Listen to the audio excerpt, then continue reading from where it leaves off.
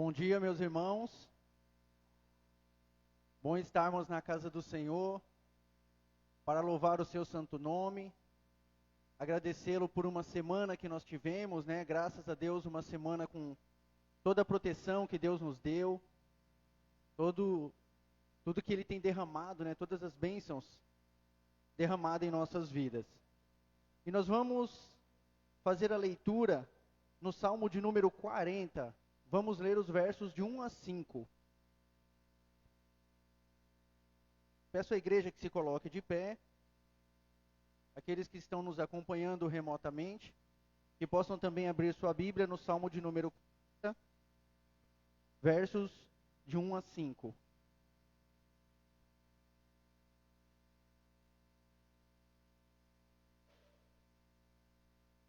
É uma leitura rápida. Este salmo é um salmo de Davi, é uma oração pelo livramento. Vamos ler, diz assim: Esperei confiantemente pelo Senhor, e Ele se inclinou para mim e me ouviu quando clamei por socorro.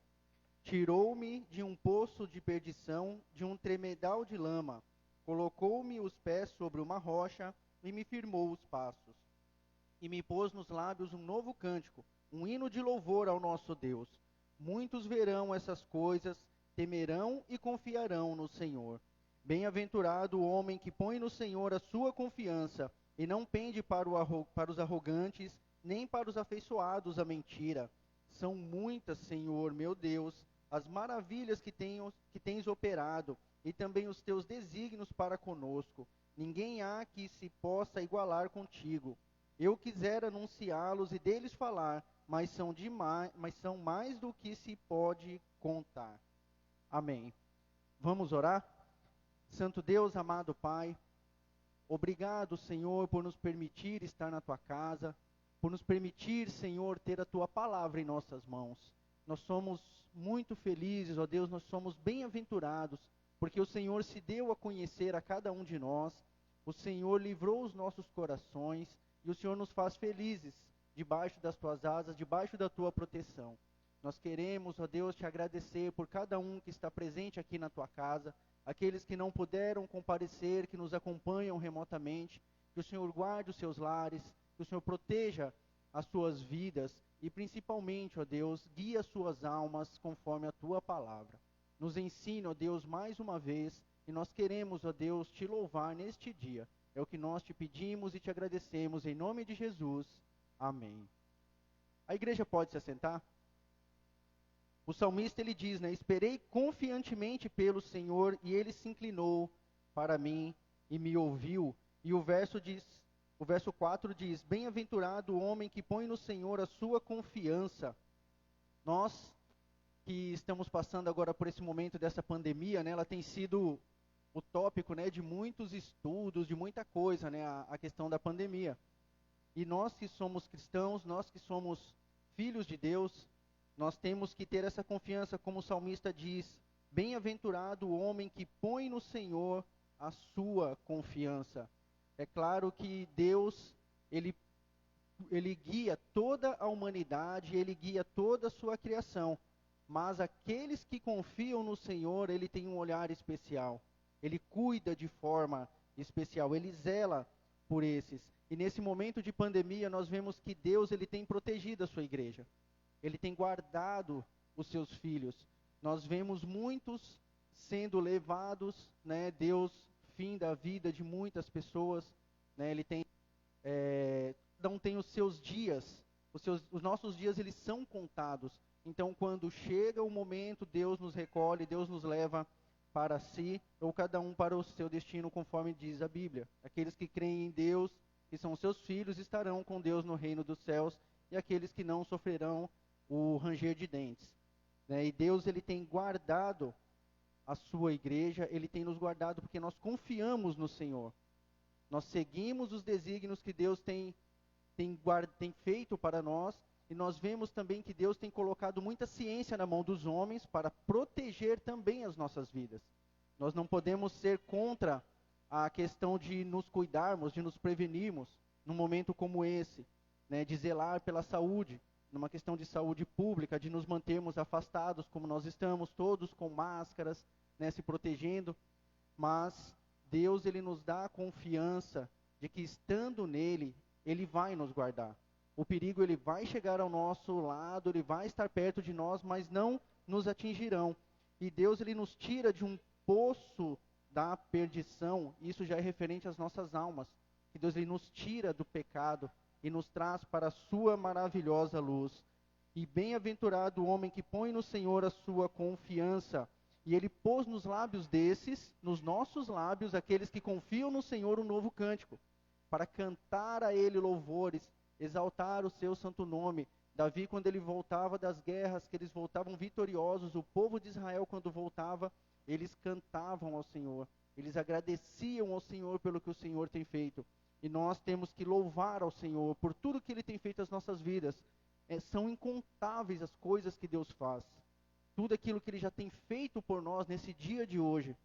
Nós já abrimos os nossos olhos, conseguimos ter o nosso alimento, a nossa mesa, de uma forma digna.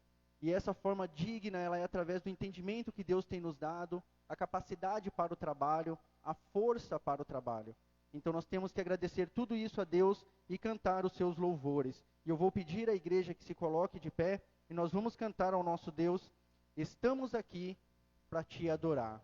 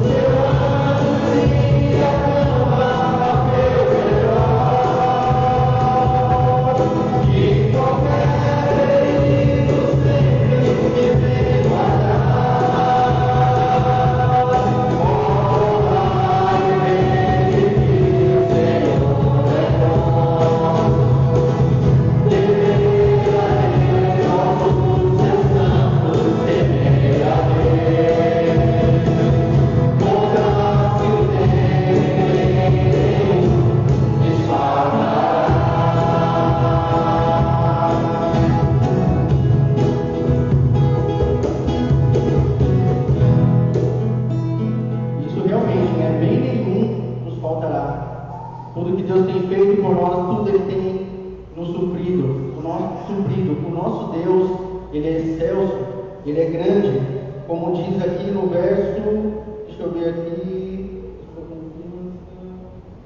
ele diz que todos os outros, nenhum se compara ao nosso Deus, nenhum consegue chegar àquilo que o nosso Deus é, nem próximo dele, né? Nenhum dos outros santos, nenhum dos deuses que existem, porque o nosso Deus, Ele é soberano. E nós vamos cantar isso, o nosso Deus, Ele criou os céus e a terra, Ele fez o mundo, tudo que nele está, tudo que existe.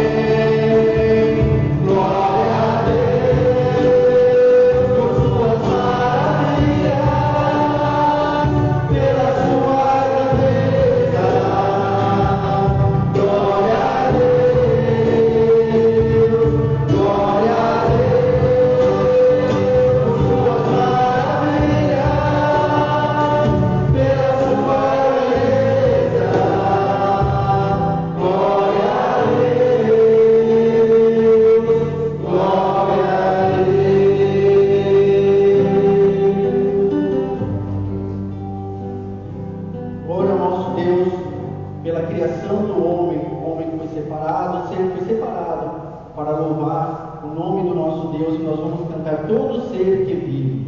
Vamos aguentar mais um pouquinho, aqueles que puderem permanecer em pé, os que não podem se assentar. Daqui a um pouco nós teremos aí um tempo sentados, prestando atenção naquilo que Deus tem para nos falar. Todo ser que vive.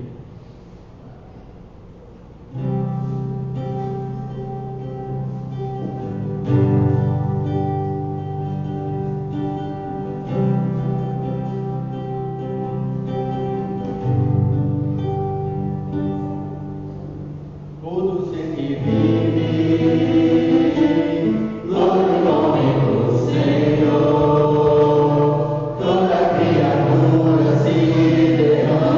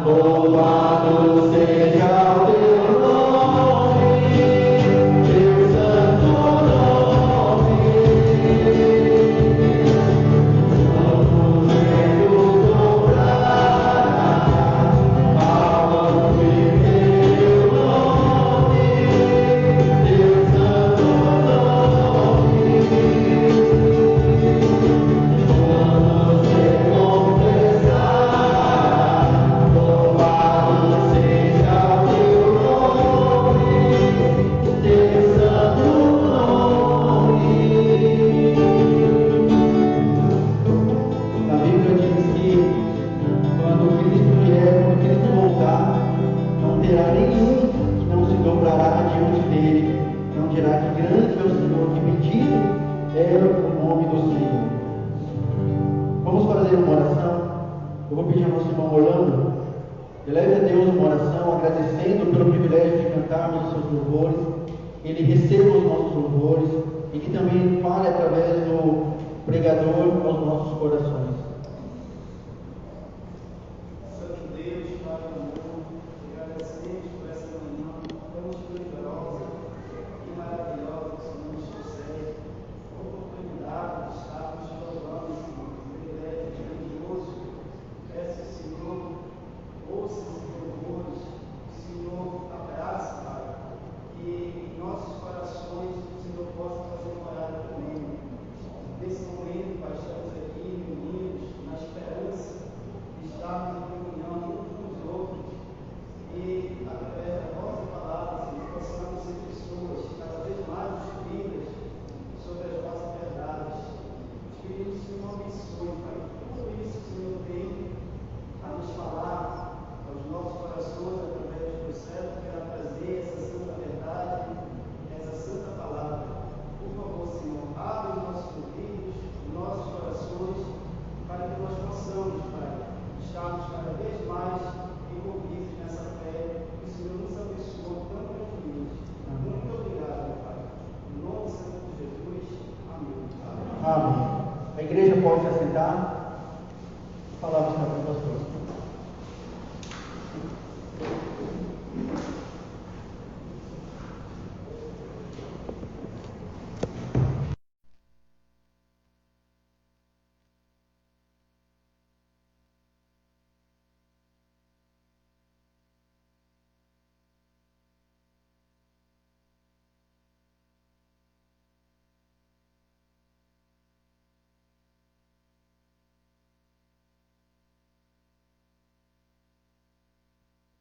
Irmãos amados, um bom dia a todos.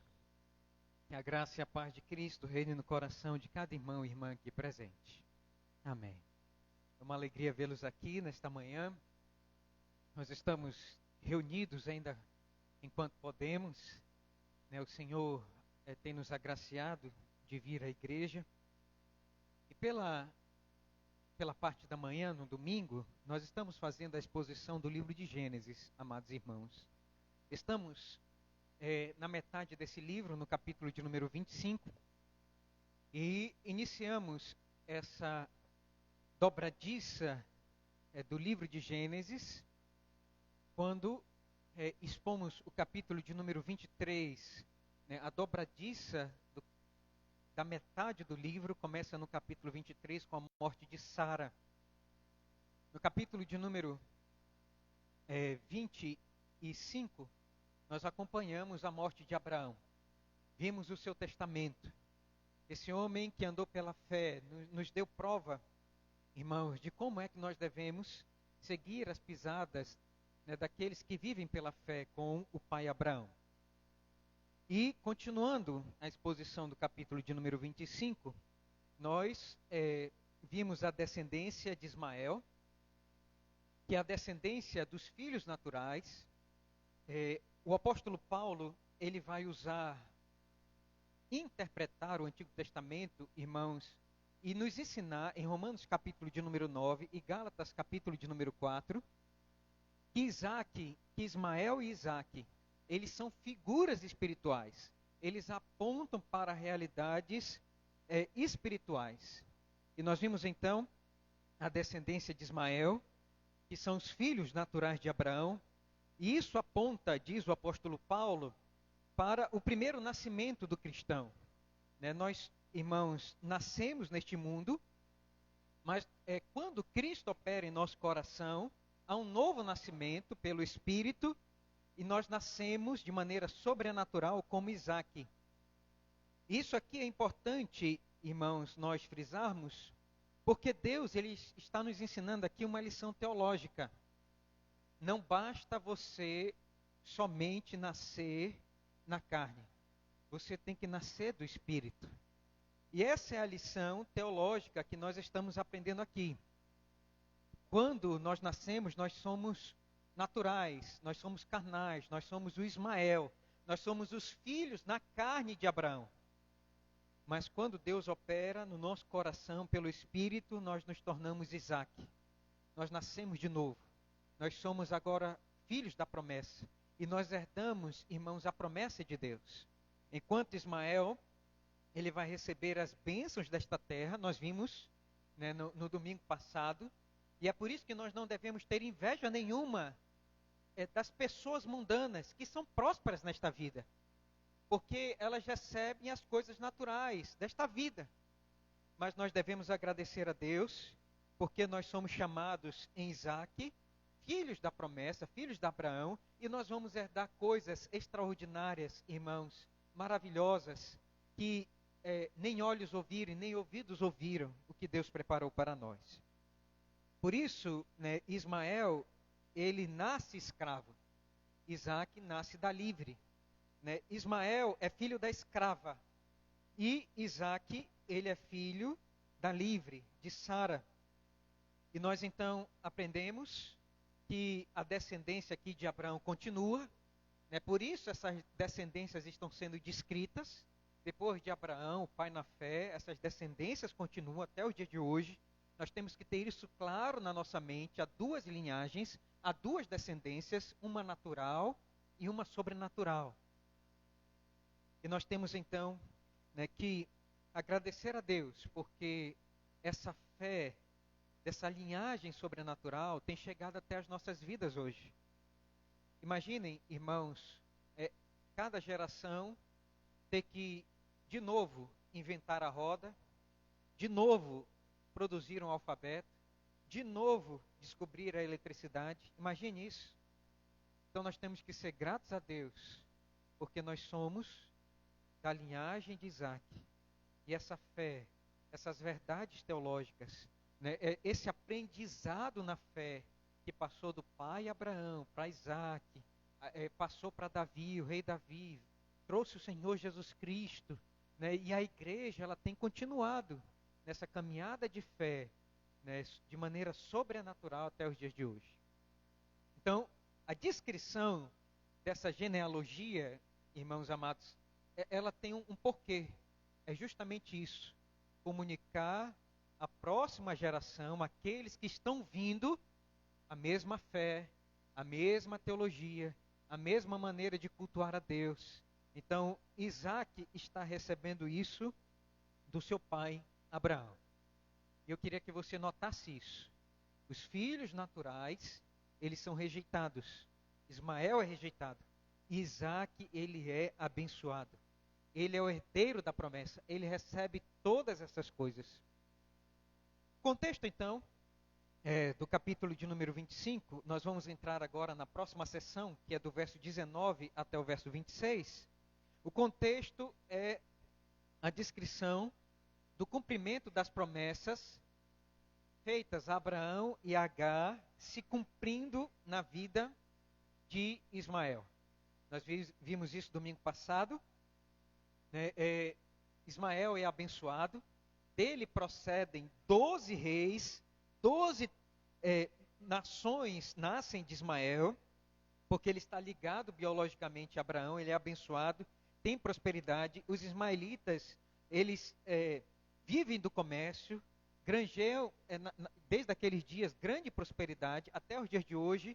Né, os filhos de Ismael, que são os árabes, eles são prósperos, e nós percebemos que são povos riquíssimos. Isso faz parte da doutrina da graça geral, que cai sobre eles por causa de Abraão. E nós vamos agora, irmãos amados, entrar na próxima descendência, que é a descendência espiritual, que é a descendência de Isaac. O objetivo, então, de Moisés, ao escrever esse texto, é mostrar para os judeus, que são os primeiros leitores, nós não somos os primeiros leitores. Esse texto não é para nós, são para os judeus que estavam atravessando para a terra prometida. E Moisés, então, inspirado pelo Espírito Santo, escreve o livro de Gênesis, verso 19 a 26, para mostrar a origem do povo judeu. E eles são descendentes de Isaac, filho de Abraão. E aqui nós encontramos, então, irmãos, a 9ª sessão Toledote. Como eu expliquei para vocês, toda vez que você encontra, essas são as gerações de... Que gerações são essas? É justamente o início de uma família. Essa daqui é a 9ª vez que nós encontramos essa expressão em hebraico, toledot, que inicia aqui, né, mostra o início, o start, né, de uma família. Então, que geração está começando aqui? Verso 19, as gerações de Isaque.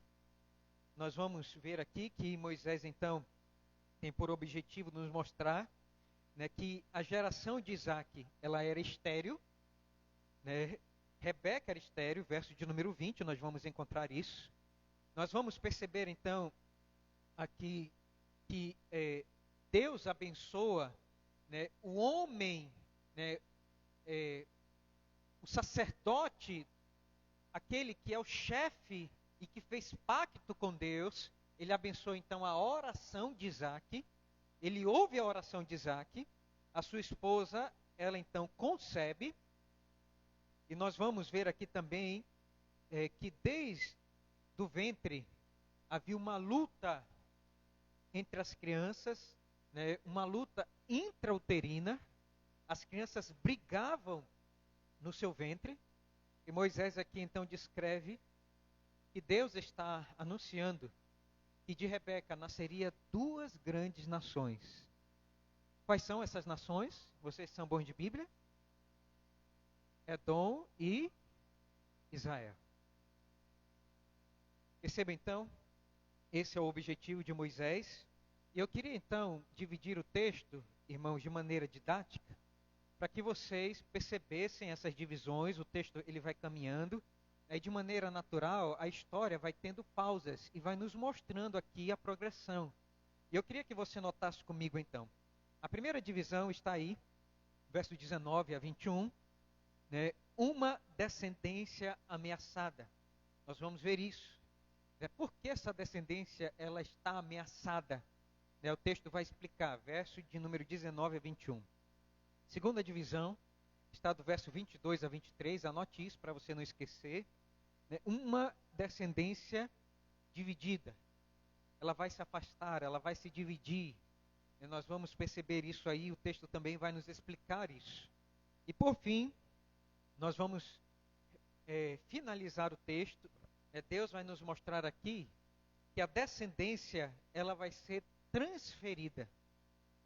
Nós vamos olhar o verso 24 e 26 e vamos perceber que o mais velho, ele não vai ser, né, o que vai herdar, né, a linhagem. E a linhagem que Deus escolhe não é a do primogênito, a do mais velho, mas é a do mais novo. Então o texto vai nos explicar isso. Nós vamos, depois de explicar o texto, vamos fazer algumas aplicações de algumas verdades práticas que esse texto traz para o nosso coração. Tá bom? Então vamos orar? Vamos pedir a bênção de Deus? Senhor, por favor, ajuda-nos no entendimento das Sagradas Escrituras. Ó Senhor, nós não somos capazes. A Tua palavra, Senhor, ela é alta, maravilhosa demais para nós. Mas por favor, Senhor, de maneira iluminadora, pelo Teu Santo Espírito, assiste-nos, Senhor, e nos abençoa. Pois nós oramos e pedimos de maneira humilde, carecemos da Tua graça para entender a Tua palavra. Por favor, abre os nossos olhos, aquieta a nossa alma e nos ajuda agora a prestar atenção, Senhor, na explicação dela para o nosso coração. No nome de Jesus nós oramos. Amém. Bom, o texto vai iniciar dizendo, irmãos, da seguinte maneira, versos 19 a 21. São estas as gerações de Isaque, filho de Abraão. Abraão gerou a Isaque. Era Isaque de 40 anos, quando tomou por esposa Rebeca, filha de Betuel, o arameu de Pandarã, irmão de Labão, o arameu. Isaque orou ao Senhor por sua mulher, porque ela era estéril, e o Senhor lhe ouviu as orações, e Rebeca, sua mulher, concebeu. O texto, então, vai iniciar, irmãos, nos dizendo que essas são as gerações de Isaque. E aqui, irmãos, eu pontuo algumas coisas. Em primeiro lugar, você vai ver aí a origem de Isaac. De onde esse homem procedeu? Você vai perceber que o nome de Abraão é repetido 2 vezes. Isso aqui significa ênfase. Então você vai perceber aí, essas são as gerações de Isaac, filho de Abraão. Abraão gerou Isaac. Então, o autor, ele tem um foco aqui em nos mostrar que não há dúvidas que Isaac realmente era filho de Abraão. Claro que ele não era o primeiro. O primogênito foi Ismael. Ismael foi o primogênito de Abraão porque ele teve uma relação extraconjugal com a sua escrava Agar, forçado por sua esposa Sara. Sara queria ter um filho, ela não podia, ela era estéril. Nós estudamos isso no capítulo, irmãos, de número 16, vendo que Sara entregou Agar para ter relações, né, com seu esposo, e ele tem um filho, o primeiro é Ismael. Logo em seguida, depois de 25 anos de espera, Abraão recebeu seu chamado aos 75 anos de idade. E aos 100 anos, Sara já velhinha, Abraão amortecido, vai dizer então o texto que pela promessa de Deus, e Deus cumprindo essa promessa, Isaac vai nascer. O filho da promessa, Isaac. E o seu nome significa riso, porque Abraão riu, Sara riu, e agora aqui Deus ordena que o nome de Isaac seja riso, porque de forma irônica Deus vai rir, né, de Abraão e de Sara por toda a eternidade. Porque Deus, irmãos, de Deus não se zomba e não se desconfia. E Deus então vai rir por toda a existência, né, de Abraão e Sara, para mostrar que ele é poderoso para cumprir as suas promessas. Isaac nasce. Por isso, irmãos, essa forma redundante, né? Isaac, filho de Abraão. E quem gerou ele? Quem gerou não foi um anjo, não foi de uma forma, né, por osmose, nada. Foi de Abraão, mesmo amortecido, com 100 anos. Abraão, Deus deu força para Abraão, e Abraão então gerou esse menino chamado Isaac, e de maneira sobrenatural então esse menino nasce, ele alegra a sua família, né, e ele então agora vai ser aquele que vai dar continuidade à linhagem messiânica. É de Isaac, irmãos, e da sua prole que vai nascer então Jacó, as 12 tribos de Israel, virá o rei Davi, que nasce, irmãos, da tribo de Judá, e posteriormente, então, o Senhor Jesus Cristo, ele nasce, né, e vem da prole de Isaac. Isaac tem essa importância de dar continuidade à linhagem messiânica e herdar toda a herança espiritual de fé do seu pai Abraão. O texto aqui também pontua outra coisa. Em segundo lugar, o casamento de Isaac. Com quem Isaac casou? Vai dizer aí o texto, verso de número 20. Era Isaac de 40 anos. Com quantos anos Isaac casou? 40. Já estava passado já, né? 40 anos, meu irmão. Estava passado, já estava um moço velho, né? Estava já meio passando. Então, irmãos, né, que ainda não casaram, há esperança para você, tá? Se você ainda não tem 40 anos, tenha calma, né? Eu sei que quem sabe você não é um Brad Pitt da vida, né? Nem um Cauã, Raymond. Tenha calma. Isaac casou 40 anos. Vá orando pela sua Rebeca. Deus vai lhe abençoar. Levante a mão para o céu e ore. Isaac estava orando. Isaac casa, irmãos. Ele casa com 40 anos. E vai dizer aí que tomou por esposa a Rebeca, filha de Betuel, o arameu, de Pandarã, irmã de Labão, o arameu. Ela era sobrinha, né, de Abraão. Betuel era sobrinho de Abraão. Então, o irmão de Abraão era Naor, como nós todos sabemos, né? Isso nós vamos ver lá no capítulo de número 23, a descendência de Naor. Naor teve Betuel, que era sobrinho de Abraão. e Betuel teve Rebeca. E aqui também nós vamos perceber o nome de Labão. O texto insere Labão mais para frente. Nós vamos observar a história de Labão. Ele vai ter uma participação especial aí na história. Ele vai ser pai de Lia e de Raquel, que casarão com Jacó. E o texto já introduz aqui Labão. Possivelmente Betuel já era morto. Se você observar no capítulo de número 24, quem fala pela família de Rebeca é Labão. Então, possivelmente, ela é o primogênito, e ele, então, faz as vezes do pai. Por isso que ele entra aqui, ele é descrito aqui. Então, Rebeca era filha de Labão.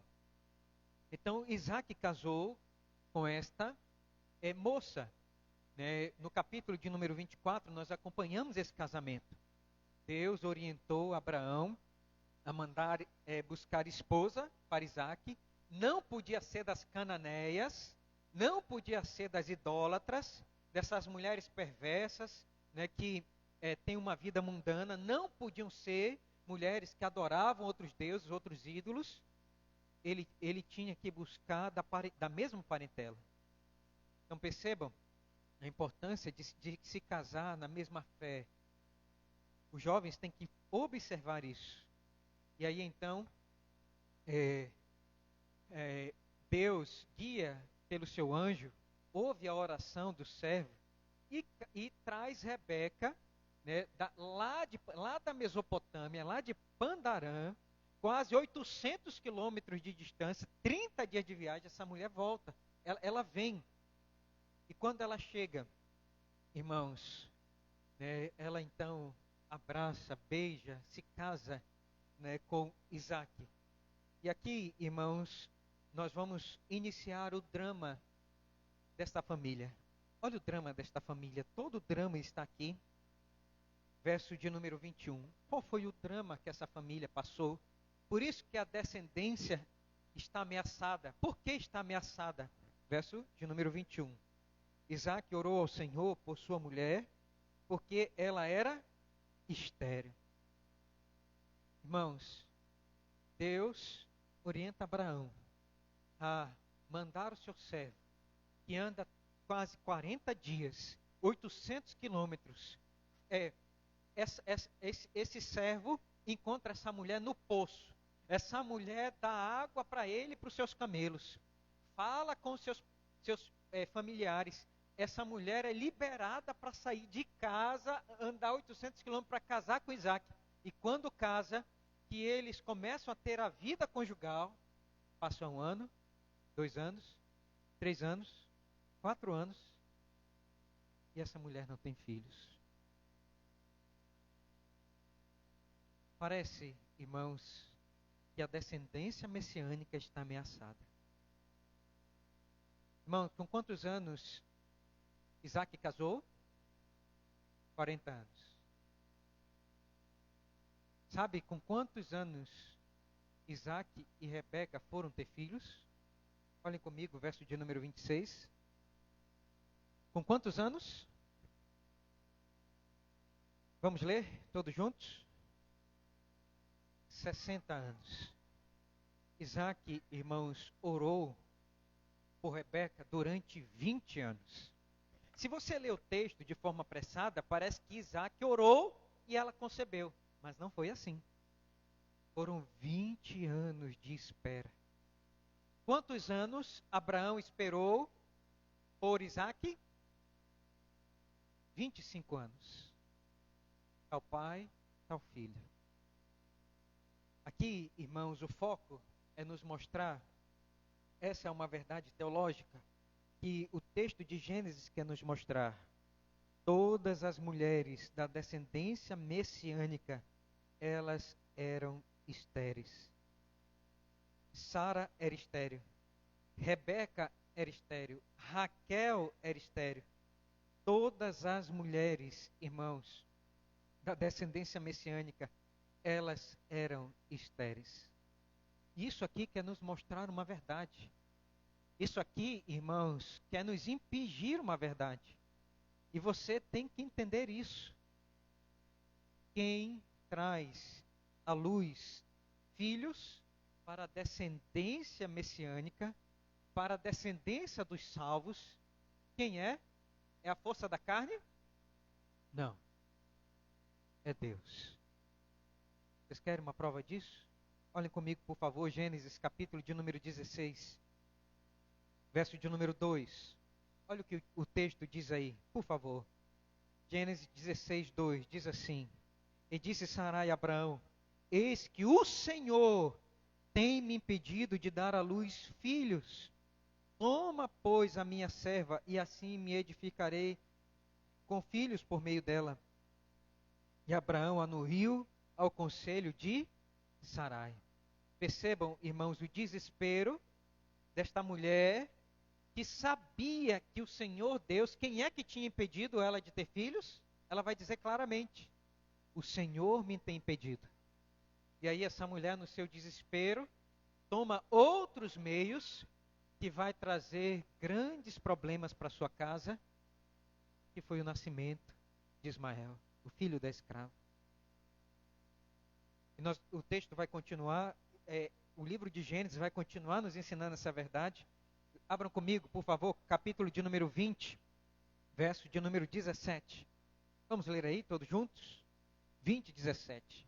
Diz assim: E orando Abraão, sarou Deus Abimeleque, sua mulher e suas servas, de sorte que elas pudessem ter filhos.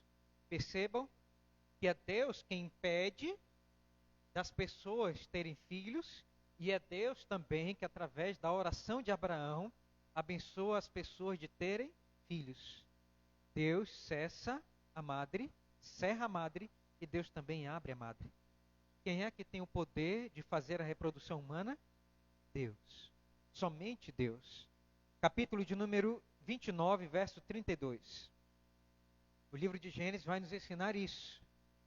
As mulheres eram estéreis da família da aliança. Veja aí, por favor, comigo, Raquel, agora. Verso 29, verso 32. Diz assim: Concebeu, pois, Lia, e deu à luz um filho, a quem chamou Ruben, pois disse: O Senhor atendeu a minha aflição, por isso agora me amará o meu marido. Percebam aí, então, Lia não foi Raquel, né? Lia, ela vai orar, e ela vai ter um filho, e ela vai dizer que foi o Senhor que atendeu na sua aflição. E para finalizar, irmãos, capítulo de número 30, agora sim Raquel, verso de número 2, diz assim: Então Jacó se irou contra Raquel e disse: Acaso estou em lugar de Deus, que ao teu ventre impediu de frutificar? Raquel, incomodando, né, Jacó, tendo ciúmes de Lia, porque Lia concebia, Lia já tinha quase uns 10 filhos, estou brincando, exagerando, né, mas ela tinha muitos filhos, e Raquel não tinha nada, e ela vai dizer: dá-me filhos, senão eu morro. E Jacó vai dizer: estou eu no lugar de Deus para desimpedir a tua madre e ela frutificar? Então percebam, e eu queria que você notasse, irmãos, que aqui a descendência messiânica, ela estava ameaçada.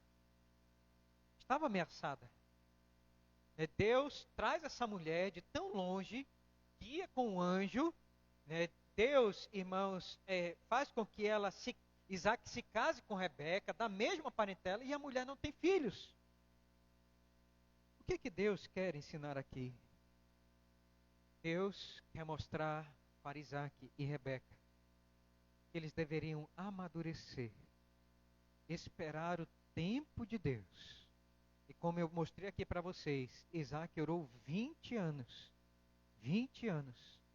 para que essa mulher que era estéril concebesse. E ela, irmãos, então, aqui é o quarto ponto, e eu queria que você observasse isso, né? O verso de número 21 vai dizer que Deus abençoou. Qual foi o motivo? Porque Isaac orou.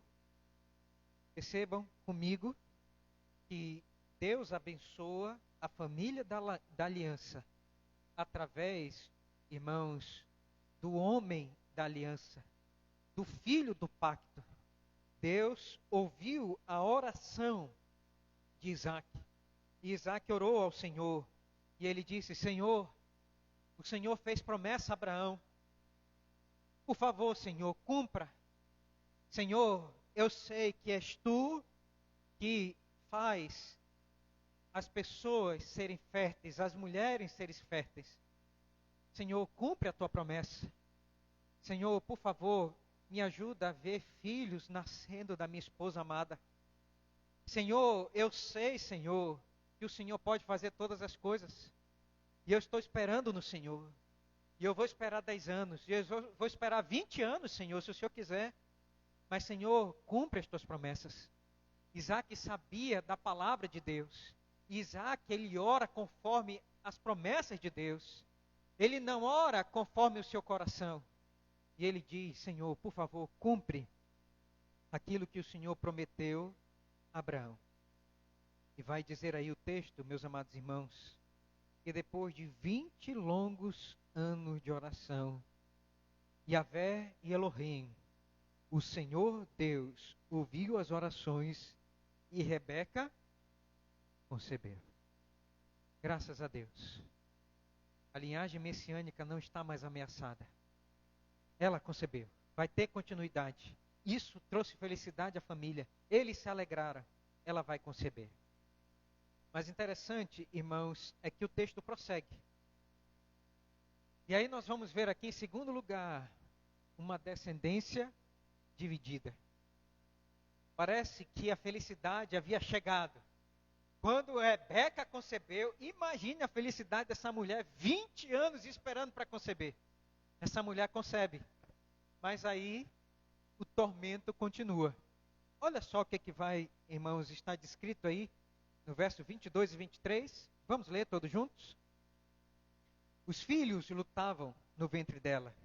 Então disse: se é assim, por que vivo eu? E consultou ao Senhor.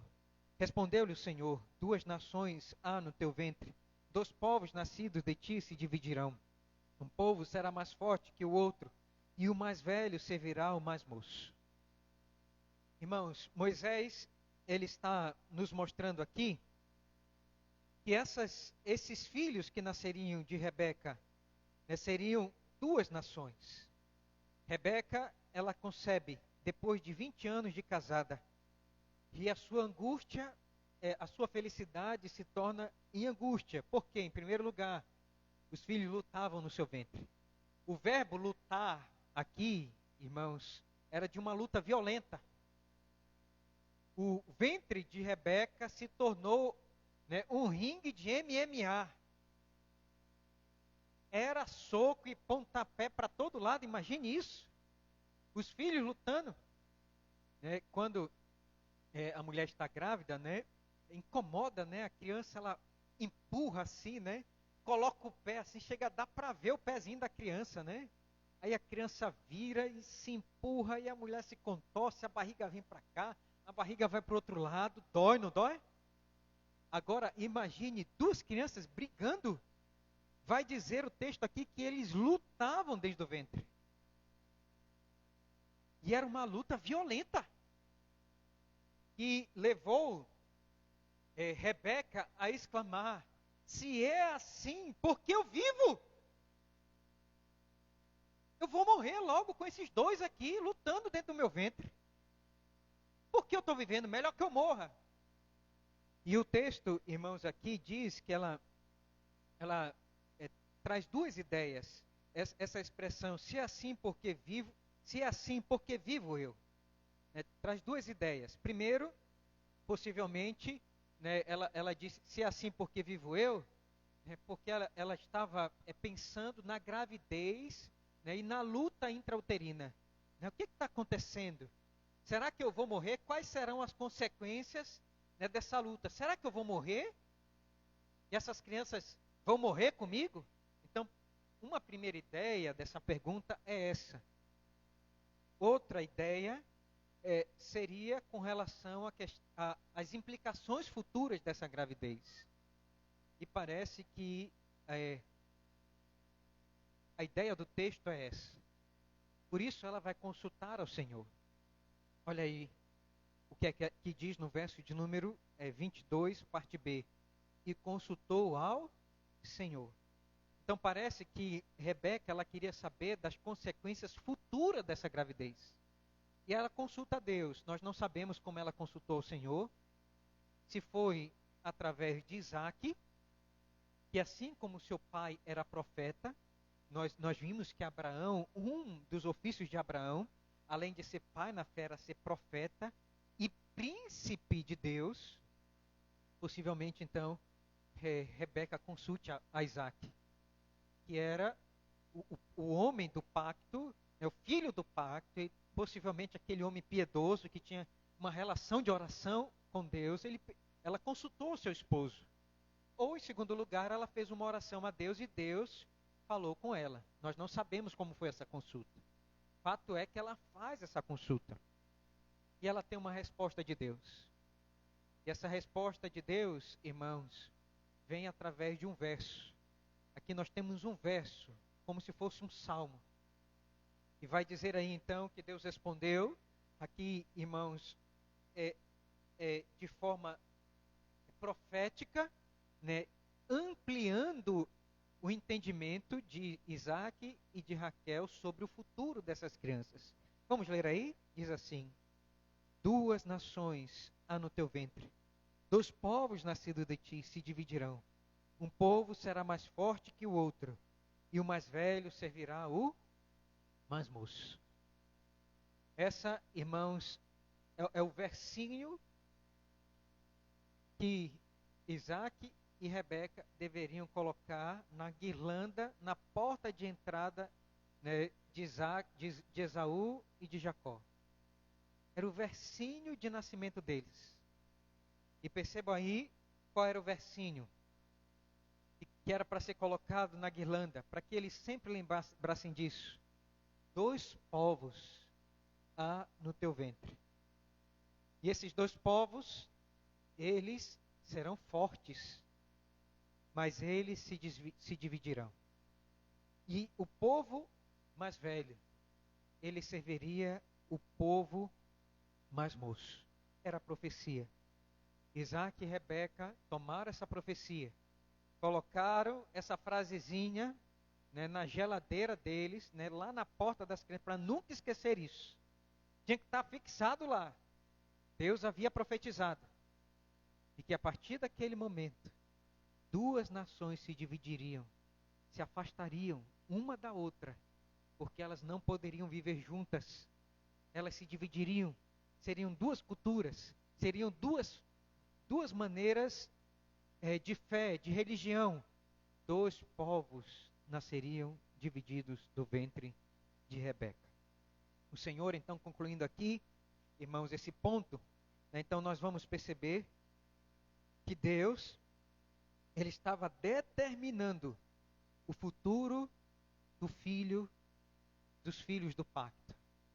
E nós vamos perceber então que o futuro do pacto seguiria pela nação mais nova, que era Jacó. Nós vamos ver isso mais para frente. Mas Deus estava nos mostrando e mostra isso para que houvesse paz no coração de Isaac e de Rebeca, de que a descendência seguiria pelo mais moço e não pelo mais velho. Irmãos amados, o texto prossegue. Vamos concluir aqui nesta manhã então. Estamos chegando ao final. O texto é muito simples, não tem aqui dificuldade para a gente entender nenhuma. E nós vamos perceber aqui então, em terceiro lugar, essa descendência transferida. E nós vamos ver aqui, irmãos, verso 24 a 26. Diz assim: cumpridos os dias para que se desse a luz, eis que achavam gêmeos no seu ventre. Saiu o primeiro ruivo, todo revestido de pelo, por isso lhe chamaram Esaú. Depois nasceu o irmão, segurava com a mão o calcanhar de Esaú, por isso lhe chamaram Jacó. Era Isaque de 60 anos, quando Rebeca lhe deu a luz. O texto afirma, então, que se cumpriu a palavra de Deus, depois de 20 anos, nasceram gêmeos. Rebeca agora entendeu, né, que essa luta, essa briga, essas dores que ela sentia era porque ela tinha, né, 2 óvulos fecundados, eram gêmeos. Né, quando nós temos gêmeos, eles podem ser gêmeos dizigotos ou fraternos. Né, gêmeos que nascem em 2 bolsas, né, são 2 embriões, então 2 placentas diferentes. E nós vamos perceber aqui que esses gêmeos, eles nascem realmente diferentes. O primeiro vai ser, então, a nascer, vai ser Esaú. Como é que nasce Esaú? O nome Esaú, irmãos, foi dado porque vem da raiz de sair. Esaú, ele saiu primeiro. Esaú, ele era ruivo e coberto de pelo. Era um macaquinho, cabeludinho, ruivo. Aqui, irmãos, o autor não está desmerecendo Esaú. Naqueles dias, né, na cultura oriental, né, a pessoa ruiva, ela era uma pessoa bonita. Lembram-se de Davi? Como era Davi? Pequeno e ruivo e de boa aparência. E também a cabeleira grande era sinônimo de beleza no Antigo Oriente. Vocês estão lembrados do filho de Davi, Absalão, que tinha uma grande cabeleira, que cortava de ano em ano, e quando cortava se pesava 2,5 kg de cabelo, de tão pesado que era o seu cabelo, mas era lindo, e vai dizer que ele era lindo, né, da cabeça aos pés. Então, a beleza naqueles dias estava ligado, né, justamente a ter muito cabelo. E era diferente ser ruivo. Por isso, os descendentes de Esaú, eles vão ser chamados, né, de Edomitas, que vem de Edom. E a palavra Edom vem de Adão, que vem de Adão, que é vermelho. Então, os Edomitas, eles eram chamados de vermelhinhos. Olha os vermelhinhos aí. Porque eles eram ruivos. Essa é a descendência que vem de Edom, de Esaú. O texto prossegue, irmãos, e vai falar do nascimento de Jacó. Percebam, verso 26. Por isso nasceu o irmão, segurava o calcanhar. A impressão aqui é que o filho mais novo, ele queria suplantar, ele queria ultrapassar, ele estava puxando para baixo o filho mais velho. Essa é a ideia aqui. Por isso, o nome Jacó, ele tem 2 significados. Né? Jacó pode significar aquele que segura o calcanhar. Né? Porque ele estava segurando o irmão mais novo, tentando ultrapassar ele. E nós vamos perceber que o nome Jacó também significa enganador, porque vem da mesma raiz de calcanhar. Quando alguém, né, lhe engana, ela está lidando, né, com o calcanhar. É como se a pessoa lhe desse um coice. Né? Ela lhe engana. Né? É uma pessoa enganadora que usa o calcanhar para poder lhe enganar. Então Jacó vem dessa raiz, aquele que segurava o calcanhar do seu irmão. E aqui, irmãos, está justamente uma descendência transferida. Aqui está a prefiguração do que Israel, que era o mais novo, faria com o irmão mais velho. Então, concluindo o texto, nós percebemos que Edom, ele é o primeiro, ele é o primogênito, mas o irmão mais novo, ele suplantaria o irmão mais velho na sua primogenitura. Você vai ver isso, né? Esses fatos vão ocorrer na vida de Esaú e de Jacó. Todos nós estamos lembrados, né, do fato que vai acontecer mais para frente, quando Esaú chega com fome, não encontra caça. Jacó, ele compra então a primogenitura de Esaú, cumprindo-se, irmãos, então, parte desta revelação de que o filho mais novo suplantaria e seria o primogênito, recebendo as bênçãos, né, de Deus. Então, essa descendência, ela vai ser transferida do filho mais velho para o filho mais novo. né? E aqui está então o entendimento do apóstolo Paulo. Abra comigo, por favor, teológico, né, desse texto. Os apóstolos, eles tinham autoridade para interpretar o texto, e ele vai dizer aí, irmãos amados, Gênesis capítulo de número 9, verso 10 a 16, diz assim: que diremos, pois, a injustiça da parte de Deus? De modo nenhum. Pois ele diz a Moisés: terei misericórdia de quem me aprouver ter misericórdia, e compadecer-me-ei de quem me aprouver ter compaixão. Assim, pois, não depende de quem quer ou de quem corre, mas de usar Deus a sua misericórdia.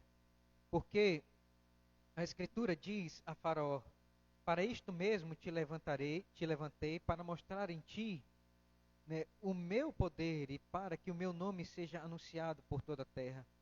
Logo, tem ele misericórdia de quem quer, e também endurece a quem lhe apraz. Mas eu quero, irmãos, ler com vocês, por favor, verso de número 6. Aqui a continuação, né? Diz assim, o prefácio, o início. E não pensemos que a palavra de Deus haja falhado, porque nem todos de Israel são de fato israelitas. Verso de número 7, capítulo 9. Nem por serem descendentes de Abraão são todos filhos, mas em Isaque será chamada a tua descendência. Isto é, estes filhos de Deus não são propriamente os da carne, mas devem ser considerados como descendência os filhos da promessa. Porque a palavra da promessa é esta: por esse tempo virei e Sara terá um filho. E não ela somente, mas também Rebeca, ao conceber de um só Isaque, nosso pai. E ainda não eram gêmeos nascidos, nem tinham praticado o bem ou o mal, para que o propósito de Deus quanto à eleição prevalecesse. Não por obras, mas por aquele que chama.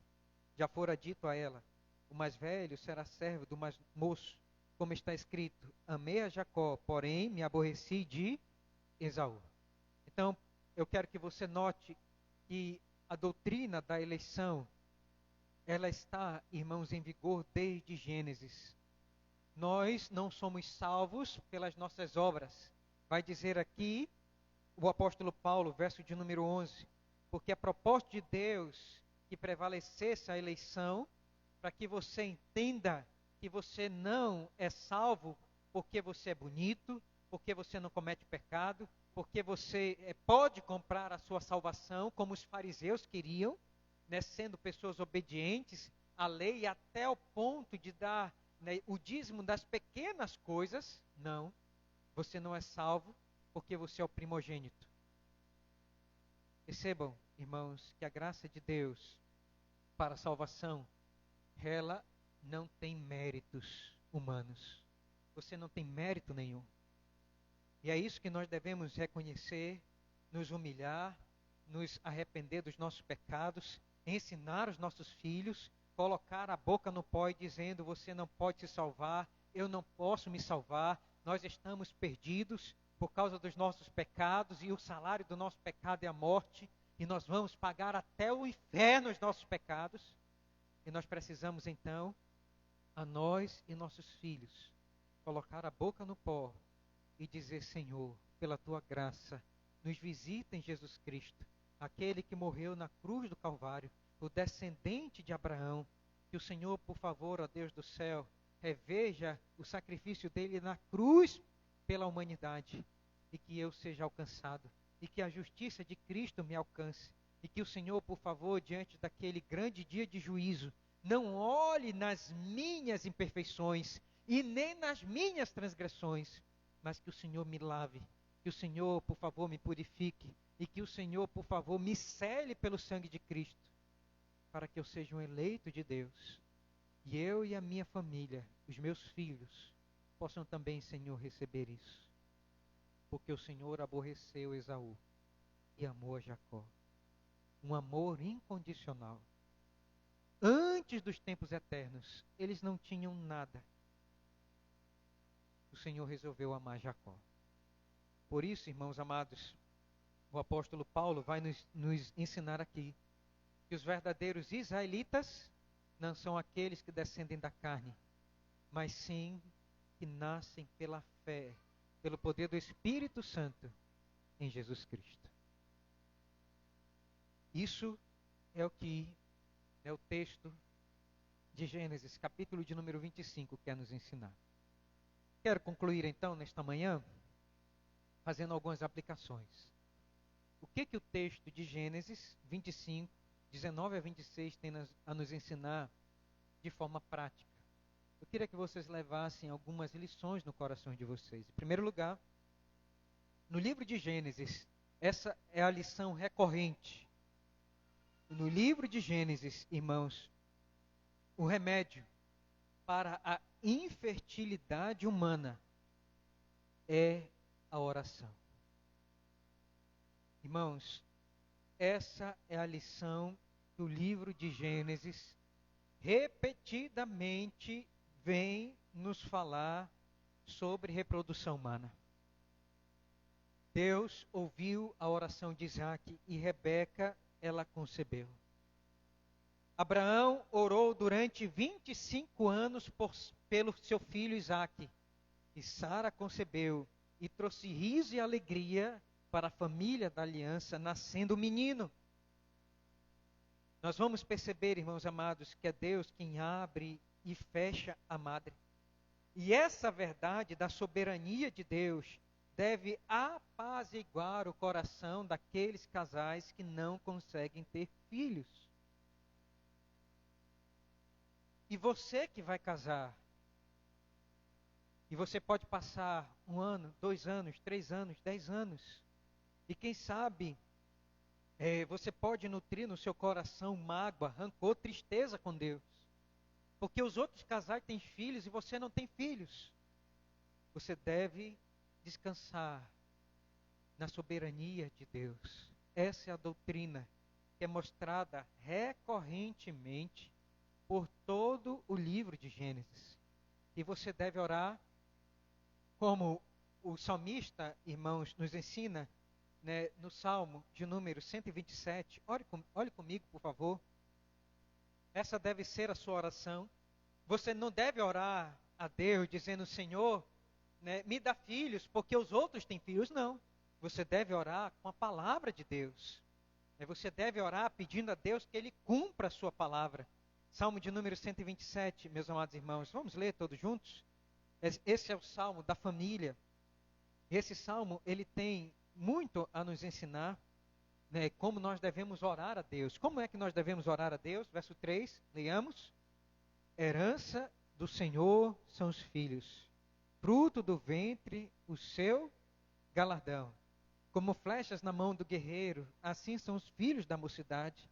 Feliz o homem que enche deles a sua aljava, não será envergonhado quando pleitear com os inimigos à porta. Salmo 128. Bem-aventurado aquele que teme ao Senhor e anda nos seus caminhos. Do trabalho de tuas mãos comerás, feliz serás e tudo te irá bem. Tua esposa no interior de tua casa será como a videira frutífera, teus filhos como rebentes da oliveira, a roda da tua mesa, eis como será abençoado o homem que teme ao Senhor. A sua oração deve ser essa: Senhor, eu confio no Senhor, eu aguardo no Senhor, eu espero no Senhor, eu peço ao Senhor que o Senhor cumpra a tua vontade. Irmãos amados, o remédio para a infertilidade é a oração e a dependência da soberania de Deus. Você não está como os ímpios, os mundanos, você não está abandonado nessa existência.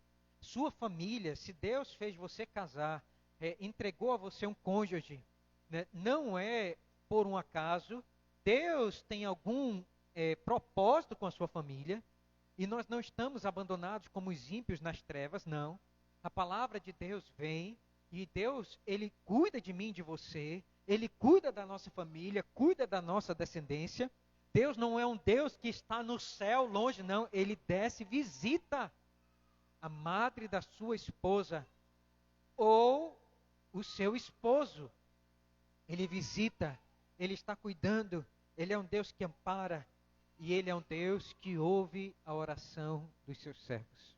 Mas eu queria aqui, irmãos, colocar mais um detalhe. Percebam que Deus, Ele ouve e Ele abençoa a família através do chefe da família. Quem foi que orou? Isaac. Se você ler o Salmo de número 28, vai dizer aí, irmãos, feliz o homem que teme ao Senhor. Então perceba que Deus, Ele abençoa a família através do homem, do pacto, que fez pacto com Ele e de entregar a sua família a uma aliança com Ele. Deus usa como instrumento o homem. Por isso, irmãos amados, tudo o que acontece na família é através do homem. Não coloque a infelicidade da sua família nos ombros da sua esposa e dos seus filhos. Tudo é por causa de você, da sua piedade e da sua vida, né, de intimidade em oração com Jesus, com o Espírito Santo e com Deus. Toda felicidade vem através do homem. A felicidade de um lar está nas costas do pai da aliança, do marido da aliança, do pacto que Deus fez com o homem. E eu queria que você observasse isso claramente. Se Deus tiver que abençoar é através de você, que é homem, o pacto está através de você. Claro que eu estou dizendo, irmãos, para famílias que têm, né, a figura masculina, mas nós temos que entender hoje que há famílias que não têm essa figura. Então, a mãe, né, ela se constitui então como um vínculo e instrumento pelo qual Deus vai abençoar a sua prole. E nós temos que entender isso, né, quando a família perde, né, o pai, o homem, o marido, né, talvez ficando viúva ou no divórcio. Agora Deus então ele vai cuidar através da mulher, que vai tomar às vezes do pai, do marido também para os seus filhos. Nós temos que entender isso, a igreja tem que orar e velar, né, e cuidar também dessas mulheres, né, durante toda a sua existência, e encaminhar e orar com elas. Segundo lugar, irmãos, eu queria que você levasse isso. O que Gênesis 25 também nos ensina para o nosso coração de maneira muito prática? O livro de Gênesis nos ensina que Deus, né, o melhor remédio para a angústia da alma é a consulta à palavra do Senhor. Né? O melhor remédio, o livro de Gênesis nos ensina que o melhor remédio para as angústias da alma é a consulta à palavra do Senhor. Rebeca fez isso, não entendia o que estava acontecendo no seu ventre, e nós vamos perceber aqui, se você quer entender o que vai acontecer no seu futuro, então esclareça e paute a sua vida, consulte a palavra de Deus, os seus mandamentos, o Evangelho, para que você entenda o que Deus quer para o seu futuro. Percebam que Rebeca consultou o Senhor. Então, consulte a Deus e pergunte a Deus o que Ele quer fazer com seus filhos. Senhor, o que o Senhor quer para os meus filhos? Me mostra na Tua palavra, Senhor. Senhor, o que o Senhor quer para a minha velhice? Procure consulta na palavra do Senhor. Senhor, o que o Senhor quer que eu faça com o meu dinheiro? Senhor, o que o Senhor quer que eu faça com o meu trabalho? Senhor, o que o Senhor quer que eu faça com o meu estudo? Pergunte na palavra de Deus. Consulte a palavra de Deus. A palavra de Deus, irmãos, ela tem um norte, ela tem orientação para tudo na sua vida. Não siga o seu coração. A palavra de Deus vai dizer que o seu coração é enganoso, por demais, venenoso. As suas volições, as suas emoções, elas estão contaminadas pelo seu pecado e vai levar você por caminhos tortuosos. Quem pode endireitar os nossos caminhos? A palavra de Deus. Então, se você quer saber o que Deus quer para o seu futuro, olhe para a palavra de Deus. Consulte a palavra de Deus. Procure conselhos com o pastor da igreja, com a liderança da igreja, sobre todas as áreas da sua vida. Deus, Ele vai indicar. Por isso, meus amados irmãos, abra os seus olhos, né, para entender que Deus, Ele quer que você consulte a Ele sobre todas as áreas da sua vida. Deus, Ele quer dar orientação. E Ele deixou isso na sua palavra. Por fim, eu quero finalizar aí, dizendo, irmãos, que o livro de Gênesis, ele tem o melhor remédio para as brigas familiares. Por fim, eu quero que você entenda isso. Isso aqui é uma lição teológica. O texto de Gênesis, irmãos, está nos mostrando isso aqui. Sabe qual é o melhor remédio para as brigas familiares? O afastamento. Muitas vezes, irmãos, as relações, elas adoecem dentro de casa, na família, por causa dos nossos maus temperamentos, da nossa má índole, por causa, né, da nossa falta de sensibilidade para com o nosso próximo, nosso familiar, por causa da falta de amor e de compaixão com os nossos familiares. Às vezes nós estamos com o coração duro e há brigas, há rixa entre irmãos. Isso aconteceu desde o início do mundo. Caim brigou com seu irmão Abel. Abraão, irmãos, brigou com seu sobrinho Ló por causa de dinheiro, por causa de questões de patrimônio. E eles tiveram que se separar. Nós vamos perceber aqui no caso de Esaú e de Jacó, briga na família. E você vai perceber que Esaú, quando viu que Jacó foi abençoado pelo seu pai, o que Esaú queria fazer com seu irmão? Matar. Ele planejou matar Jacó. Quando as relações familiares adoecem, nós vamos perceber que desde o início, Deus vai dizer, há duas nações que se dividirão, que se afastarão. Nós vamos perceber que às vezes o afastamento é o melhor remédio para as brigas interpessoais dentro de casa.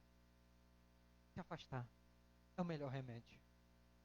Se afasta um filho, se afasta, né, um tio, um primo.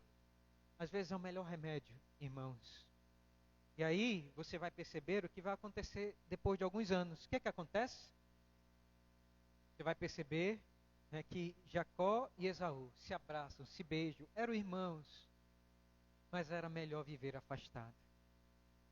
Eles vão reconhecer que são da mesma carne, do mesmo sangue, mas era melhor viver afastado.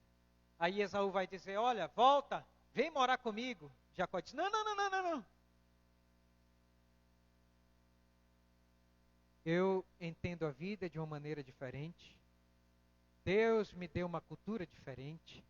Eu adoro Deus de maneira diferente. É melhor só ir te visitar. Depois eu vou te visitar. A gente se visita, se beija, se ama, se cheira. Você é meu irmão. Mas é melhor a gente viver afastado. É melhor. A sabedoria bíblica, irmãos, nos ensina isso. Nós temos que ter essa compreensão. Só há, né, uma relação que nós não podemos nos separar. Que é o casamento. Não tem isso de você, vamos dar um tempo. Não existe isso. O casamento não se afasta. Não tem como se afastar. Né? É como se você tomasse um avião e você só pode descer quando pousa. Né? E esse pouso é na morte. Até que a morte nos separe. Então não tem como. Eu vou abrir a porta aqui e vou pular. Vai se estabacar. Vai quebrar a cara. Vai dar ruim. Não faça isso. Deus está avisando. Não pula. Se pular, vai dar ruim. Então, casamento é isso. Nós temos que priorizar até o fim. Né? Não tem como pular.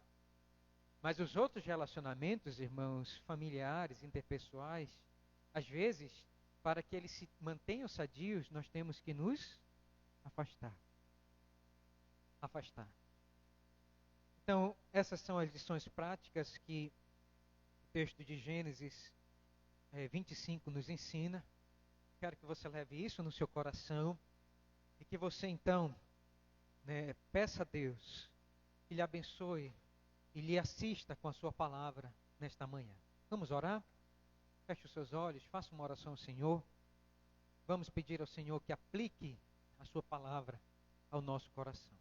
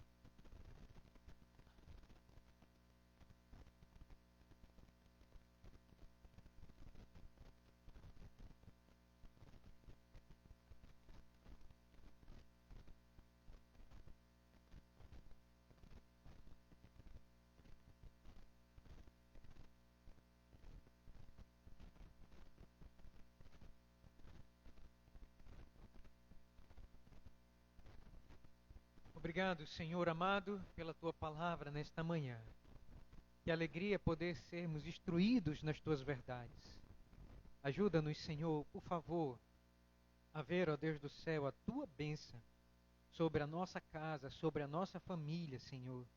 Trazendo, Senhor, sempre, ó Deus, a Tua salvação, a paz do Espírito, Senhor, para que possamos viver unidos e que o Senhor nos abençoe também, ó Deus, como igreja, de vivermos com famílias sempre unidas na paz do Espírito.